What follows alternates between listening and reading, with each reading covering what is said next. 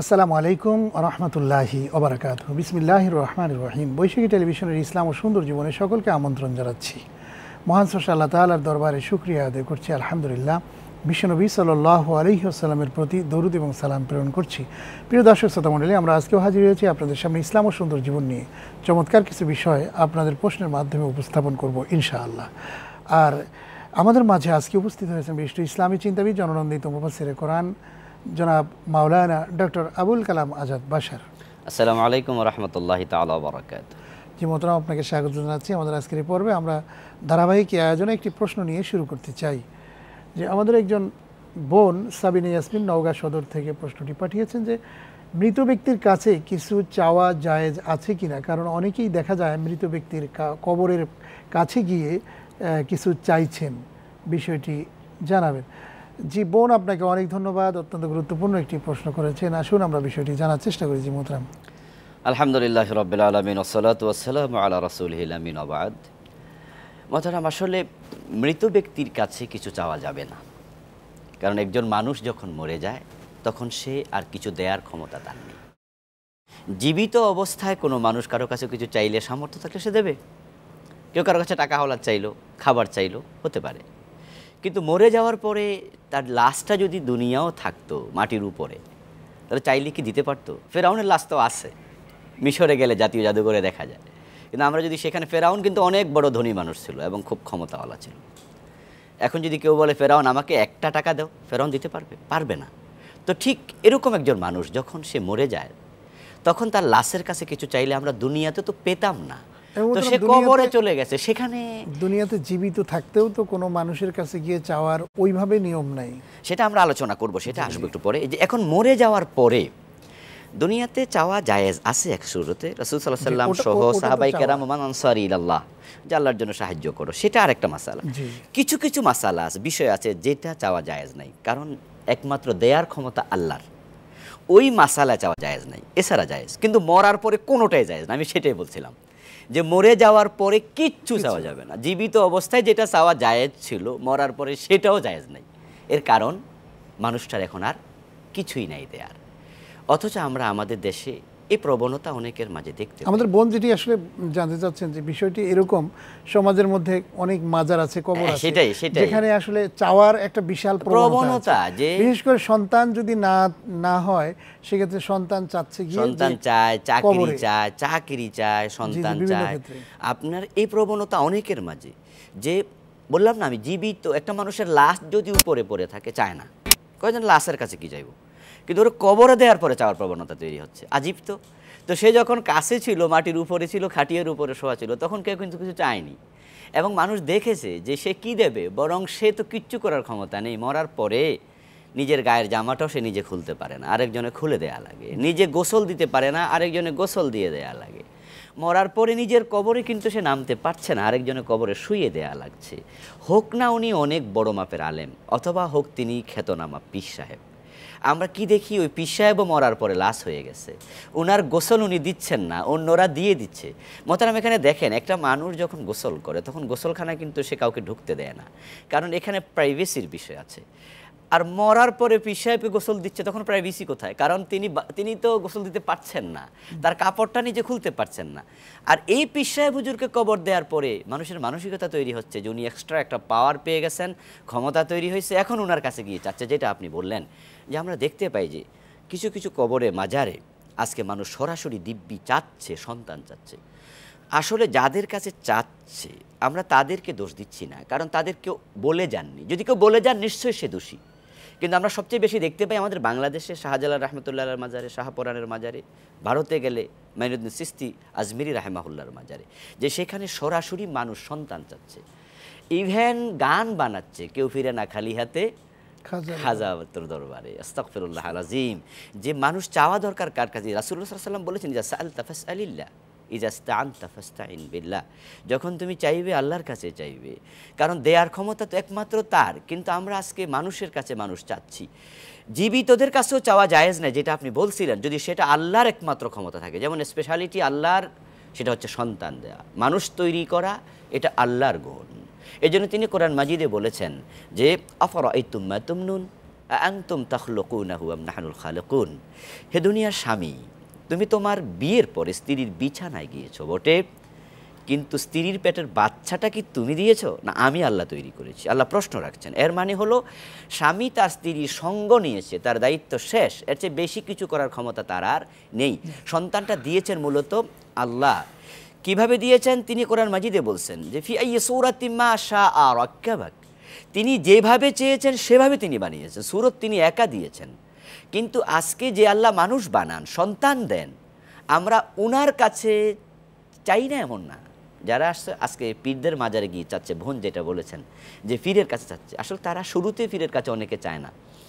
মুসলমানদের দুর্বল ইমানদারদের প্রবণতা এমন হচ্ছে যে প্রথমে তারা আল্লাহর কাছে চায়, বিয়ে হলো 5 বছর 4 বছর আল্লাহর কাছে চায়, কিন্তু আল্লাহকেই বলে বা মুরব্বীদের কাছে বলে একটু দোয়া করেন, ফি সাহেব হুজুরের কাছে যায় বলে, ইমাম সাহেবের কাছে বলে, আপনার আলেমদের কাছে বলে হুজুর একটু দোয়া করেন, সন্তান হয় না। 5-7 বছর পরে ধৈর্যহীন হয়, মনে করে অনেক তো চাইলাম, এখন তো আল্লাহ তো দিচ্ছে না। তখনই শয়তান প্ররোচনা দেয় যে কেউ ফিরে না খালি হাতে, খাজা বাবার দরবারে, এখন সেখানে যাও, এখন অন্য বুদ্ধি, এখন যাও। তখন সে এবার আল্লাহর কাছে চাওয়া বন্ধ করে সে এখন অন্যের কাছে যাচ্ছে। অথচ কোরআন মাজিদ আল্লাহ তাআলা বলছেন ইয়াহাবু লিমান ইয়াশাউ ইনাসা ওয়া ইয়াহাবু লিমান ইয়াশাউ যুকুরা আও ইউযাব্বিজুহুম যুকরানা ওয়া ইনাসা ওয়া ইয়াজআলু মান ইয়াশাউ আকিমা। তিনি যাকে চান ছেলে দেন, তিনি যাকে চান মেয়ে দেন, তিনি যাকে চান ছেলে মেয়ে দুটি দেন, তিনি যাকে চান একটাও দেন না। এই তিনি হলেন আল্লাহ। তো এই দেয়ার ক্ষমতা একমাত্র আল্লাহর। এই জন্য সন্তান জীবিত কারো কাছেও চাওয়া যাবে না, মৃত কারো কাছেও চাওয়া যাবে না, চাইতে হবে আল্লাহর কাছে। চাকরি চাচ্ছে মোহতারাম, যে বাবা আমার চাকরি না, আমাকে একটা চাকরি দিয়ে দেন। মৃত মানুষের কাছে চাকরি চাচ্ছে, সে চাকরি দিবে কিভাবে? কিভাবে সম্ভব? সে তো কবরে শুয়ে আছে।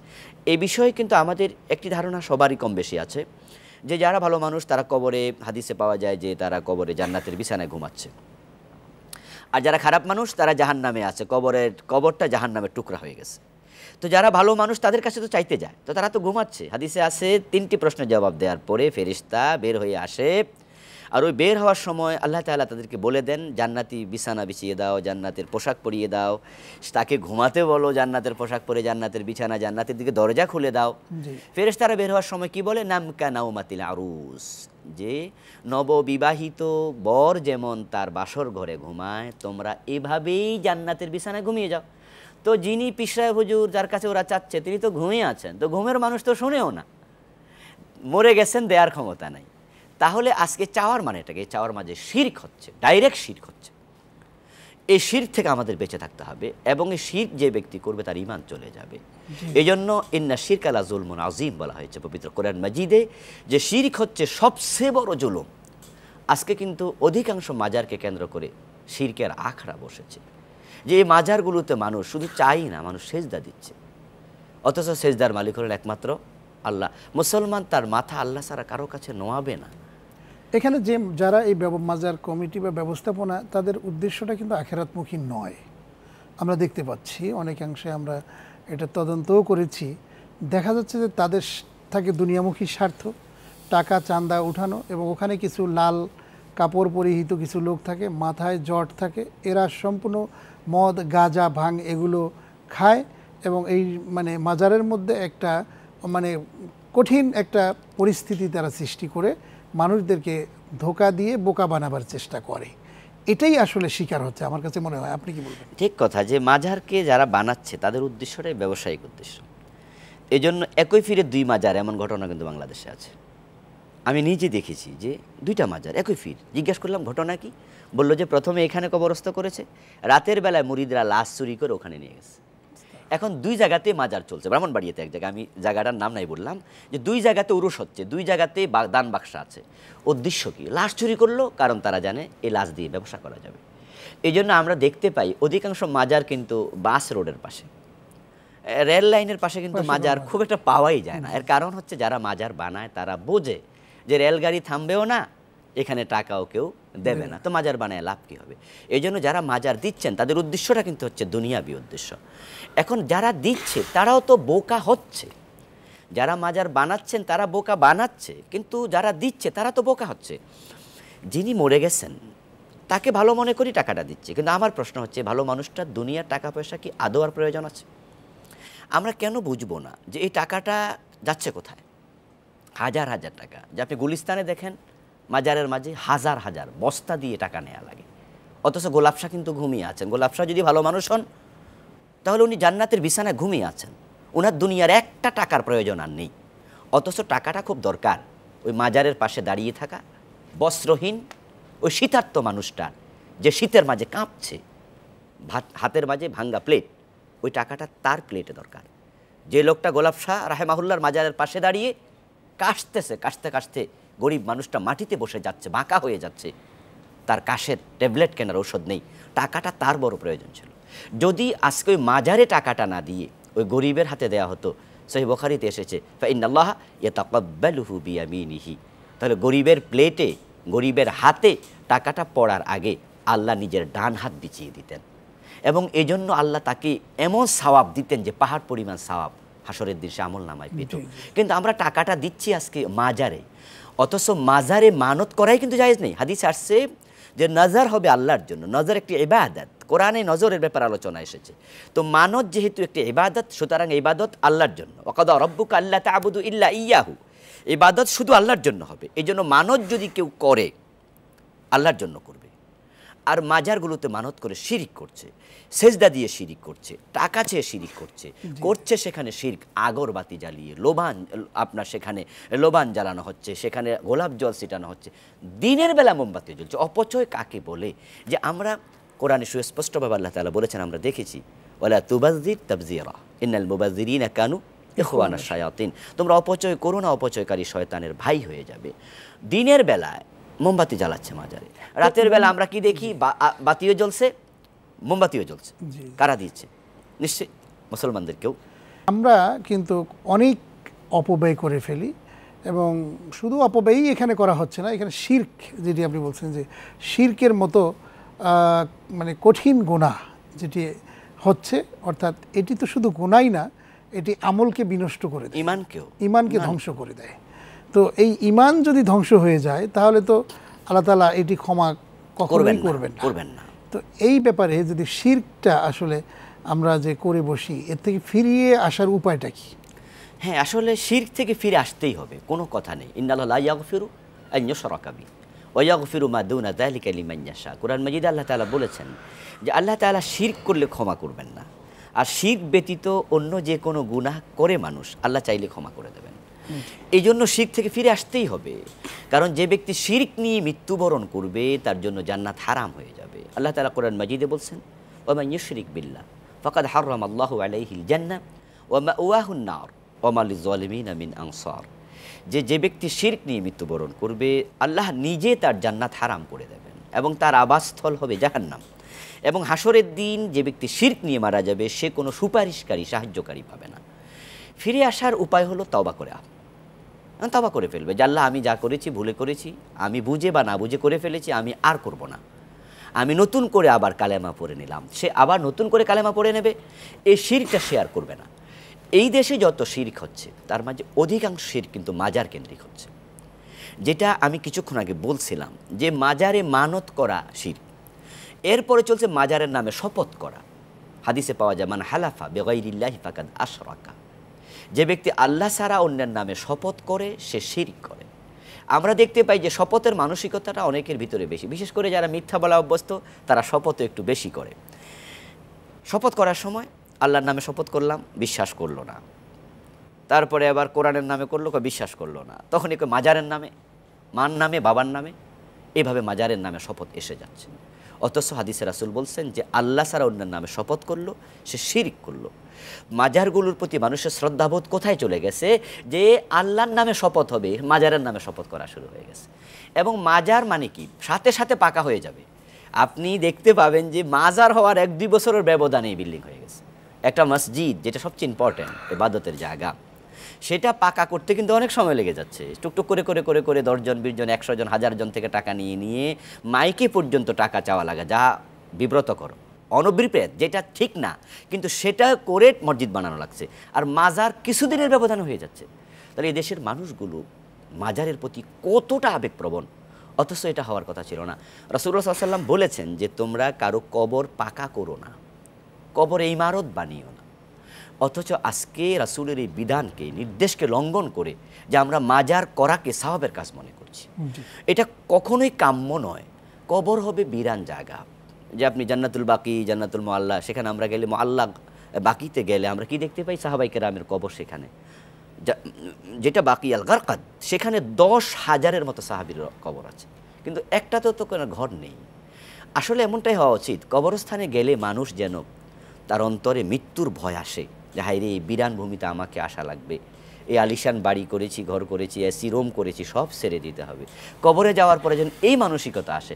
কিন্তু এখন কবরগুলাকে এমন সাজে সজ্জিত করে, জৌলসপূর্ণ করে, মানুষ কবরে মাজারে গেলে এখন মনেই হয় না যে সে একাকী থাকা লাগবে। ইবাদতের জায়গা মসজিদ, মসজিদ আজকে খালি থাকে, আর মাজার হয়ে গেছে আজকে মানুষে লোকে লোকারণ্য। অবস্থা এমন হয়ে গেছে যে মাজারগুলোতে 24 ঘন্টা মানুষ পাওয়া যায়। এমন কিছু মাজার আছে যেখানে 24 ঘন্টার ভিতরে 1 সেকেন্ডও মানুষবিহীন থাকে না। রাতের বেলা ঘুমাচ্ছে, দল বেঁধে খাচ্ছে, ভুরি বোঝ হচ্ছে, 3 বেলা খেজুরি পাক হচ্ছে। টাকা কোত্থেকে আসছে? বাংলাদেশের মানুষ দিচ্ছে, ছাগল দিচ্ছে, গরু দিচ্ছে। এবং আজীব ব্যাপার হলো যে মাজারে কোটি কোটি টাকায় হচ্ছে, এই টাকাটা কিন্তু ভাগ বাটোয়ারা করে খাওয়াচ্ছে। এবং আমরা বুঝতে শিখলাম না যে যাকে টাকাটা দিলাম, ওই যে কাল্লা শাহ, ওই যে গোলাপ শাহ, ওনাদের কিন্তু 1 টাকা ওনারা পাচ্ছেন না। তো আমরা কাকে দিচ্ছি টাকাগুলো? কিছু তাদের সেলা সমন্ডরা, যারা এই মাজারগুলো বানিয়েছে, তারাই কিন্তু এর কোটি কোটি টাকা হাতিয়ে নিচ্ছে। এই জন্য আমাদেরকেও ভাবতে শিখতে হবে যে আমরা ভেবে চিন্তে যেন কাজটা করি। রাসূলুল্লাহ সাল্লাল্লাহু আলাইহি ওয়াসাল্লাম আমাদেরকে ইবাদতমুখী হতে শিখিয়েছেন। কেন? এই জন্য শিখিয়েছেন কারণ মানুষ যখনই আল্লাহমুখী হয় তখন তার ঈমান পোক্ত হয়, আর যখনই সে আল্লাহমুখী না হয়ে আল্লাহমুখী তার বাহিরে চলে যাবে, তার ঈমানটা তখন শয়তান হারিয়ে চুরি করে নিয়ে যাবে। আজকে মাজারগুলোকে শয়তান জাল হিসাবে ব্যবহার করছে, টপ হিসাবে ব্যবহার করছে। আমি বলেছি শুরুতে, এখন আবার বলছি যে মাজারে যিনি শুয়ে আছেন ওনার ব্যাপারে আমার প্রশ্ন নেই, কারণ তার আমল আমার কাছে নেই, আমি জানি না। কিন্তু আমি এটা দেখছি যে তাকে কেন্দ্র করে ব্যবসা চলছে, তাকে কেন্দ্র করে শিরিক চলছে। শাহজালাল রাহেমাহুল্লাহ, বাংলাদেশে যদি আমরা পীর সাহেবদের তালিকা করি, শাহজালালের নাম কিন্তু টপ অফ দ্য লিস্ট, একবার সিরিয়াল 1 নম্বরে এসে যাবে। কিন্তু আজকে ওনাকে কেন্দ্র করে সেখানে নারী পুরুষ বেপর্দা। সেখানে আমিও গিয়েছিলাম ছাত্র জীবনে একবার, যে দেখেছি সেখানে ওনার মাজারের পাশে বসে গাঁজা টানতেছে। অথচ শাহজালাল রাহেমাহুল্লাহ, ওনার ব্যাপারে আমাদের শ্রদ্ধাবোধের কোনো অভাব নেই। উনি ইয়ামান থেকে দেশে এসেছিলেন শিরকের বিরুদ্ধে জিহাদ করার জন্য। আজকে ওনার মাজারের পাশে শিরক চলছে, সেজদা করতেছে। শাহফরান রাহেমাহুল্লাহ ওনার মাজার টিলার উপরে, এবং বলা আছে, বাংলাদেশের জনশ্রুতি আছে যে শাহজালালের চেয়ে শাহফরানের মাজার খুব গরম।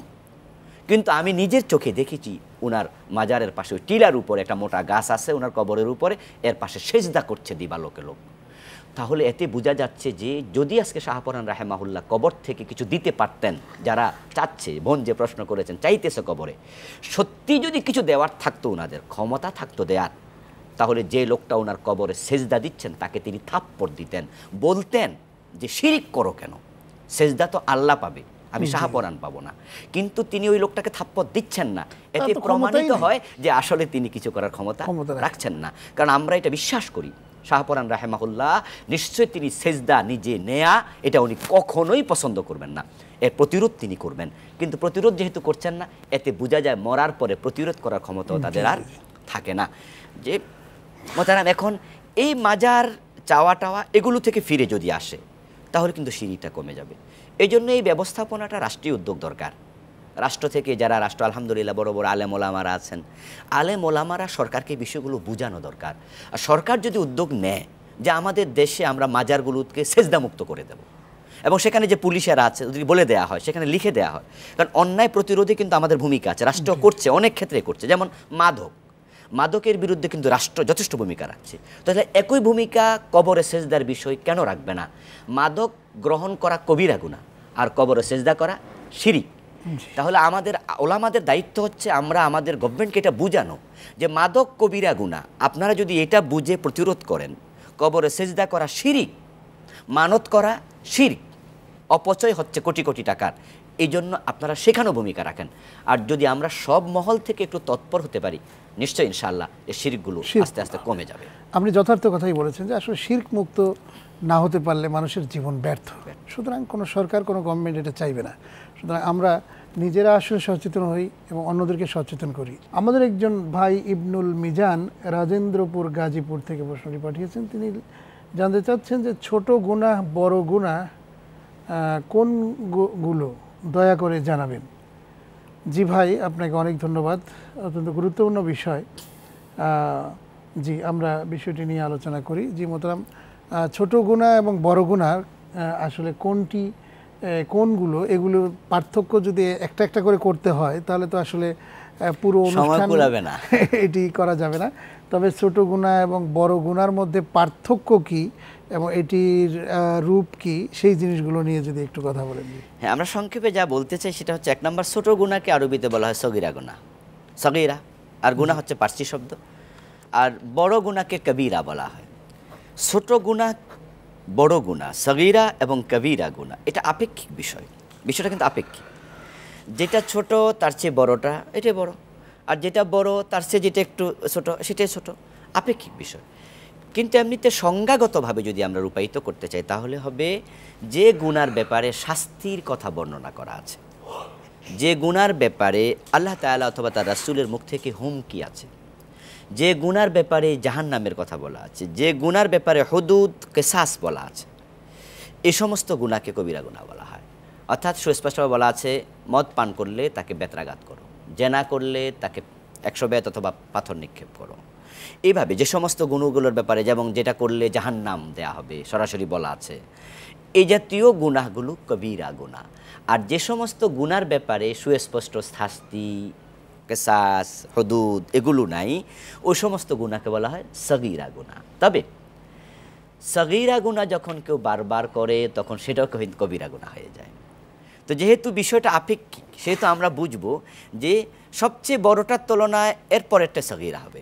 যেমন হাতের 5টি আঙ্গুল যদি আমরা দেখি তাহলে আমরা এখানে কিন্তু এটাকে কবিরা পাই, আবার যখন এদিকে তাকাই তখন এটার তুলনায় এটা সগীরা হয়ে যায়। এদিকে তাকালে আবার দেখা যাবে যে এটার তুলনায় এটা কবিরা হয়ে গেছে, তখন আবার এটা সগীরা হবে।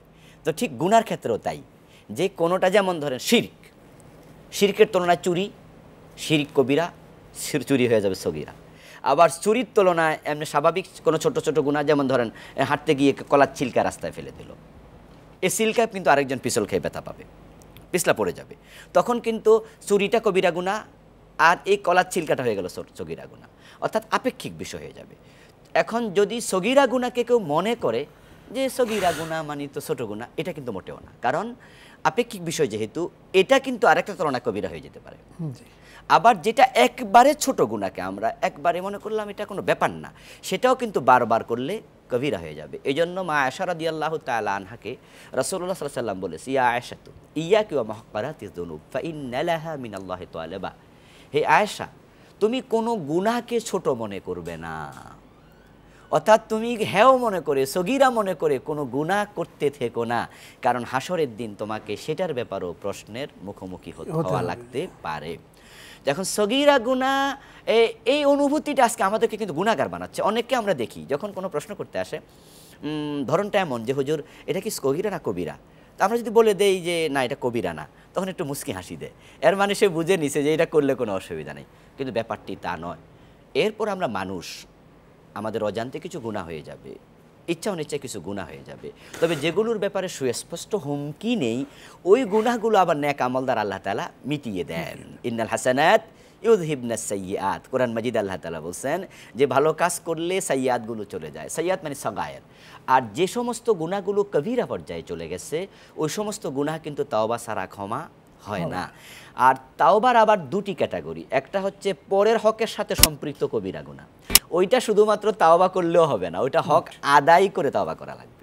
আর যেটা শুধু আল্লাহ তাআলার হকের সাথে সম্পৃক্ত গুনাহ, যেমন নামাজ ছেড়ে দিয়েছে, মিথ্যা কথা বলে ফেলেছে, রোজা কাজা লঙ্ঘন করেছে, এগুলোর ব্যাপারে হলো সে সুস্পষ্টভাবে তাওবা করবে, ফিরে আসবে, ভবিষ্যতে অন্যায়টি আর সেকেন্ড টাইম করবে না, এই জাতীয় সিদ্ধান্ত নেবে, আল্লাহর কাছে ক্ষমা চাইলে আল্লাহর সাথে সম্পৃক্ত কবিরা গুনাহগুলো আশা করা যায় ক্ষমা পাওয়া যাবে। অনেক ধন্যবাদ। অত্যন্ত চমৎকারভাবে বিভিন্ন প্রশ্নের মাধ্যমে আপনি আমাদের বৈশাখীর ইসলাম ও সুন্দর জীবনে চমৎকার আলোচনা করেছেন। আপনাকে অনেক ধন্যবাদ জানাচ্ছি। শুকরান, জাযাকুমুল্লাহ।